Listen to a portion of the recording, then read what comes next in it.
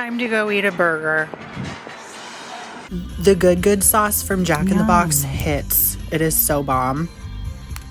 So I guess I'm starting this vlog off a little bit of a hot mess. But oh well, I don't give a shit. This is new hair from Amazon. Fab. I went to the casino. I only lost a little bit. I was up, then I was down. This is a grape Sprite. I smell like cigarettes. I think I got like 3 vlog clips, and I also did a get ready with me tonight and got some good views on YouTube, which makes me happy.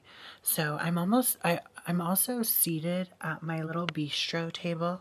Like, here's what the seat looks like. I bought these in a nursery, and this is my table. How cute. It's a little wet, but it's my little outdoor seating arrangement now, and I'm in love. It's approximately almost 2 a.m. and I'm ready to take my makeup off and just chill. And Vixen's probably still in my bed waiting for me. So we'll see what I'm up to tomorrow, okay guys? Okay, so it's the next day. We are picking something up for my aunt's property. And now we are locked, like we are literally gated in. It closed as we were, the navigation told us to turn left and it closed as soon as we got in here. So now I hope we don't get locked in overnight. Okay, a quick update. We were rescued by a hero on a golf cart. So that was fabulous. After a crazy adventure of getting locked out, well, actually we were locked in rather, huh? Some beef and broccoli and rice. Yum. I got you in April. Ever since I sold my car, I rarely ever have Panda Express anymore. But I always used to go to this one with a drive-thru because it was just that much more convenient and the food was always fresh. So I miss Panda Express. Now I rarely ever have it. Okay, so the next part of this vlog is, I guess it's not an unboxing because it didn't come in a box, but this purse was recommended to me by none other than Angelique. I was like, yeah, this is so me. She's like, I saw this and thought of you. I'm like, I need it. So I bought it. And this is my winter purse. Well, late fall, early to late winter purse. And I honestly have not had a big purse in a minute, honestly. So I'm kind of here for it. I've been longing for a big purse because I've switched to my little clutches. And yeah, it's time for a bigger purse. That way all the clutter and mess can be condensed in one big old purse. And I like that it's like it's got a zipper. It's almost like a tote, but not quite. But look, I mean, that's nice. And truth be told, I have not ever had or owned a cheetah print purse.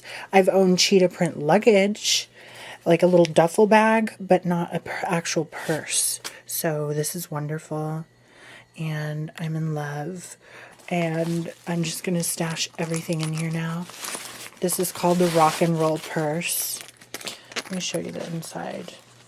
So when it's all stuffed up, it will look something like this. I'm so stoked, honestly. Thank you so much, Angelique. This is fabulous. I needed this. I needed this. I guess also, now that I am showing this off, another thing I ordered is this little lips flask. This is a flask, and it unscrews right here like this. And you just put your fucking hooch in there. Malibu, rum, whatever you want. Whiskey.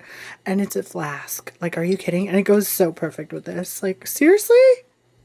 So I just got it. It has to be under this Band-Aid for a little while, but I really loved it. The lady was so fucking dope. I'm not even gonna front. Like, and this is a different lady than I thought I was going to. She was awesome, like so fucking awesome. So I don't want to fuck with it, but yeah, that's that. Can't wait to showcase it once it heals. You guys, before I end the vlog, I want it on record that Banana Pea brought me a crumble cookie. I guess they do minis now. So you can get a couple minis for however much. I don't know how much it costs. But she did bring me crumble. I was bitching about it on the live because my aunt made cookies. It's this whole thing. Whole backstory. But anyways, she's a bitch and I love her. So I'm going to finish this vlog off by kind of going into detail. Do you like that? Honestly, like, I remember being on webcam and I had the TV in frame of the webcam and they stopped my stream and sent me a fucking little message like, you can't have the TV in the background. Yada, yada, yada. Stupid. Anyway, I can do that on YouTube. I'm not in trouble on YouTube. So this is like a little soundscape. Like rain and like fabulous. It's wonderful. I'm ending this vlog by kind of running through the process of getting a dermal piercing. So on this side I have an eyebrow piercing. Way back in the day they called it an anti-eyebrow when it's below the eye and not on the eyebrow. But it's just like a surface piercing anchor. And these are called dermals. So the way that they do it, I always kind of thought, because I didn't really watch, I had 2 on my neck, I had 2 on my wrist, and then I thought I had another one somewhere, but I think it's just 4 times. Or well, yeah, because 1, 2, 3, 4. I was under the impression that what they did was take just a regular piercing needle and just took the hollow side of it, the non-pointy part, and just dug it into your skin and then placed the little dermal inside. Because what a dermal looks like is basically it's like a 2-sided little, it's almost like round. It's a round metal part, and then it's a jewel that lays flat on top on the surface of your skin. So they essentially have to obviously make the hole that it goes into. And what I thought they did was use the piercing needle, but I think there's actually like a special little tool they do. And they dig into your skin a little bit. They pinch where you're going to place it. So it could literally be anywhere. And then they make the hole. They take the tool away, and then they pretty much, I think with the same tool use, or it could just be their fingers, I'm pretty sure it's a tool, they place it beneath the skin and it kind of slides within that space that they created. So, and then the skin, ideally, and unless it rejects, the skin grows over the flat part of the piercing and it kind of just heals up. I keep doing this side because I'm like, there's a mirror in front of me and it's getting me confused. So yeah, and either side have holes. I'll show you. I have the 2 green ones from before. Either side of the piercing has these 2 holes that the skin and the tissue essentially grows through. That's why when you are getting a dermal removed, you might hear the skin snap, which I know is kind of gross. I always thought that there was also a process to removing them. Like I was wondering if they slice open your skin or whatever. With rejecting dermals, they don't need to do that. They just yank it out. I had both of these yanked out, and one of these too yanked out. So that there was that. But then I'm assuming that if it's like infected or something or it needs to come out, they'd probably just use the sharp end of a piercing needle. I don't know.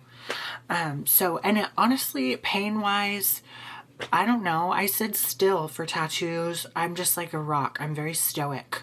So I don't know. It doesn't really hurt that bad.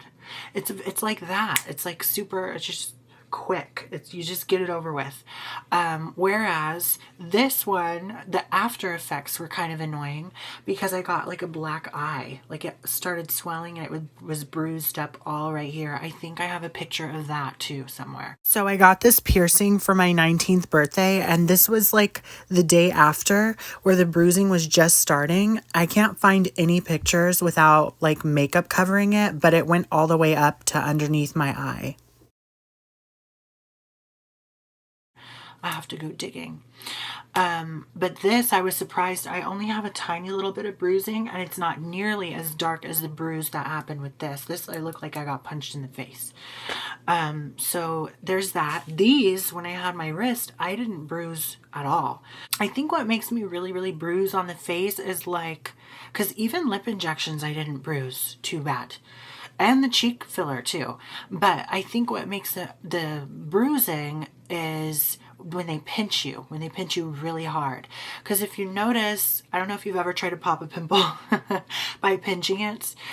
I bruise when I try and pop a pimple, like super, super hard, and like I pinch it.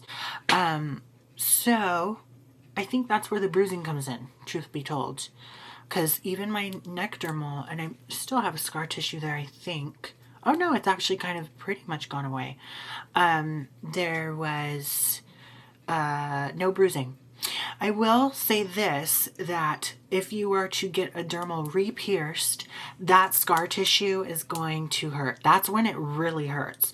I had this ripped out during a fight, stupid, and I went and got it re-pierced, and because it was scar tissue, it was so chunky and fatty that that one was a bleeder. That one was not stop bleeding. So just be mindful and aware of that. So scar tissue is always just awful to try and re-pierce, no matter what piercing. So all in all, I'd say the pain is at maybe like a 5 or 6 for me personally. I don't think that dermals just don't hurt. They just don't hurt. My cousin had one on her arm. You can get the back of your neck. You can get your back dimples, like your hip dimples. You can get them essentially anywhere. The piercer that I went to, she had taught the apprentice how to do it, and she had one right here that the apprentice did. So they're just surface piercings. They're below the surface, but then the jewel rests on the surface. Okay. So just in case you were thinking about getting one, I hope this kind of answers some sort of questions for you, I guess. And I hope you enjoyed. So if you have any questions, comments, concerns, or video requests, feel free to email me. My email is nadiaexotica@gmail.com.